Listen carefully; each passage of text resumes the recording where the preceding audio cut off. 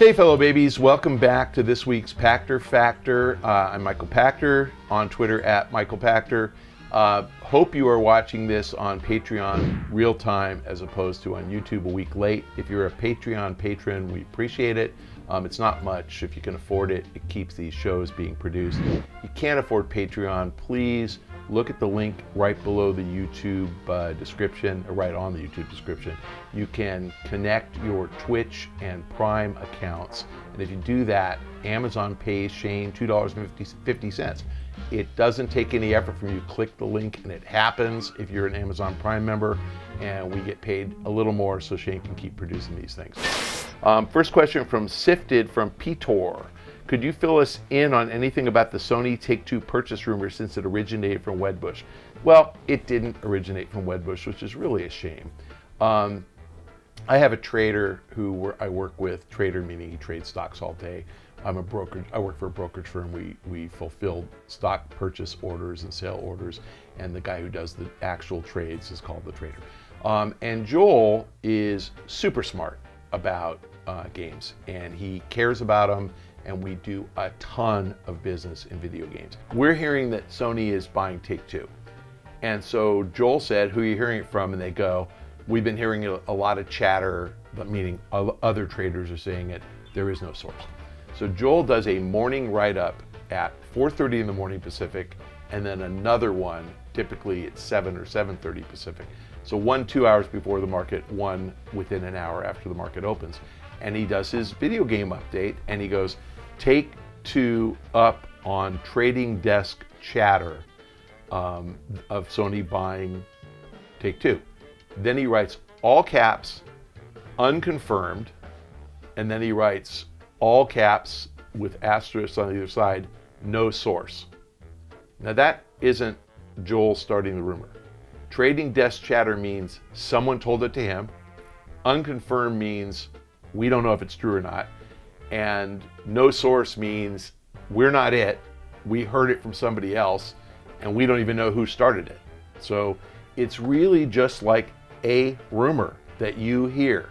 And remember, it's Joel's job to tell trading desks why stocks are up or down. And the only thing he heard was there's a takeover rumor for Sony for Take-Two, and he wrote unconfirmed, all caps, no source, all caps. And he called it trading desk chatter. All of that, he does stuff like that every day. If he has a good rumor, if he says, Macquarie Capital or Goldman Sachs is saying, that Disney is going to buy Pixar or whatever, he'll write Disney going to buy Pixar, source Goldman Sachs. So he does that, or source New York Post. This one he said, no source, unconfirmed. There's a Wall Street Journal online publication called Market Watch, and the Market Watch reporters somehow got forwarded Joel's email. They're not even on his distribution. They picked it up and they said, according to Wedbush, Sony is buying Take-Two. And so when Joel put out his thing, I wrote back. I was in Australia, as it happens. I wrote back, question mark, right? Like where did that come from? And Joel wrote back, unconfirmed, I just heard it from a desk. Then when I saw the Market Watch article, I forwarded it to Joel, and I said, there's something crazy here. Here's the reporters, you need to contact them. And he did. I didn't check because I was in Australia, but they said they printed a retraction, they fixed it. So that's how rumors start, and that's the consequence of passing along a rumor. The difference here is Joel's job is to pass along rumors and say, this is what we're hearing. We don't pass along rumors in order to make stocks go up or down. We pass along the rumor after they've gone up or down to explain to people why they're up or down. Next question from SIFTD from Stealthy. As PlayStation's online service improved, we rightfully saw the price of PS Plus go up. Now Sony has stopped providing free games for PS3 and Vita each month. Why do you think Sony stopped offering them, and why is the decrease in value not resulting in a price reduction? Answer really is that they want you to buy PS4. Vita, you had to know they were going to stop supporting Vita. So I don't even know how many games were made for Vita. I'm sure it was hundreds, but yeah, but you know they got to pay the developer. So my guess is, 5% of PlayStation Plus owners play on a Vita, and probably 25 play on a PS3, but they want that 25% to buy a PS4. I mean, that's the answer. So you still get them on PS4. They have to, first of all, they have to exhaust the library of stuff for PS3 and Vita that they can give you. They probably have. So I think that's the answer. They're trying to balance how much they spend on that content with how much they think it drives subscription revenue, and they need to make money on it. So they're going to give you what they think they need to give you. And the fact is, 2 free games a month for $5 a month, it's a freaking great deal. And some of the games are like real games, like full-blown, full console, great game experiences. These are not all indie games, like Braid that you play, once for 5 hours and you're done. So, they have to pay the developer. Obviously, if it's Sony first party, they can give it to you for free all they want. But they have to pay the developer. And the answer is, if they pay the developer, let's say $5 million to make it free, and they only get 500,000 people who actually play it, then they go, shoot, that's $10 per person, and we only charge $5. We're not making money. That they have to think it through that way. So that's the answer. I mean, they're just balancing what it costs with what benefit they think they're receiving. At the end of the day, $5 a month, it's a pretty good value. Very few people join PlayStation Network or Xbox Live solely for the free games. You join them to play multiplayer, and then the free games are what keep you going. Sort of like Amazon Prime. You don't really join Amazon Prime to watch the TV and movies, but they're worth the price of Prime. And so, it's like if you're not an Amazon customer at all, you wouldn't join Amazon Prime to get movies. If you shop on Amazon 4 times a year, you wouldn't sign up for Prime for free shipping. They want the guy who's a multiplayer player and the 2 free games pushes him over the hump. They probably did the math, and 6 versus 2 is enough to get people over the hump. Our next question from YouTube from Jacob Smith. How heavily do you think Borderlands 3 will lean into post-purchase monetization? Will microtransactions plague the game considering it's published by 2K? If so, how do you think it will affect sales? I don't know the answer, and I'm not willing to speculate about what Gearbox might do. We saw Turtle Rock blow it with Evolve. They had too much post-launch monetization too soon, and the perception among gamers was, I paid $60, I should get this stuff. And Star Wars had that same kind of thing with their loot boxes. I should not have to pay to unlock Darth Vader or whatever. I think the Gearbox guys are super smart. I think that they are very much customer focused, and I think their mantra is give people a great game experience. So it would really surprise me if Gearbox did anything onerous. Take-Two is not the kind of management team that tells the studio, you gotta monetize right away. I mean, you can play NBA 2K and just play the game and get good at the game. You don't have to play, NBA Online. So the Ultimate Teams thing that they call NBA Online, if you want to play fantasy sports, the model is you're gonna pay for it. And if you don't want to play it, don't. If you just want to be a gamer and play a fun gaming experience, $60 gets you everything. The thing about Evolve was you couldn't take on some of the dinosaurs unless you spent money literally from day one. You were capped, and that was a mistake. And I don't think the Turtle Rock guys are evil or mean. I think they just made a judgment error. I think they modeled it improperly, and I think what's kind of, again, I know Rockstar and 2K aren't the same thing, but the Rockstar guys, look where we are in Red Dead Online. I mean, it's April, and Red Dead came out in October, and they still aren't monetizing. They're not trying to. So there's a very thoughtful and deliberate studio that's going to make sure that when they do monetize, you have a ton of things to do and you feel like it's worth spending the money in order to do it. I think it's Take-Two's style to not squeeze you from the get-go on a new game. And again, NBA is different because it comes out every year. It's got this recurring online game that is essentially fantasy sports and competition and training you. And so sports games are different. I don't think Borderlands will screw it up, but I don't know.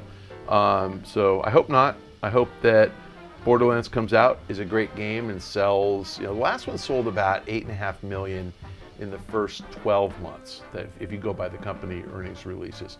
My guess is this thing will sell 10 or more in the first 12 months. I just heard from the management that Borderlands 2 sold 19 million, but it's been, I want to say 6 years. I think it came out in 13. So it's been 5.5 years.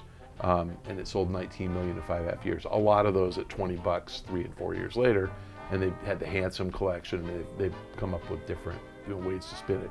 But that's a very popular franchise. 19 million lifetime. It's a lot of fans.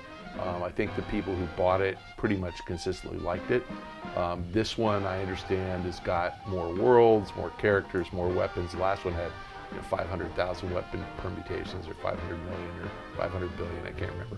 But you're going to have a lot of customization options. I hope they don't charge you for that. I mean, who knows? But I don't think they will. Last question this week from Patreon, from Tomas Condor.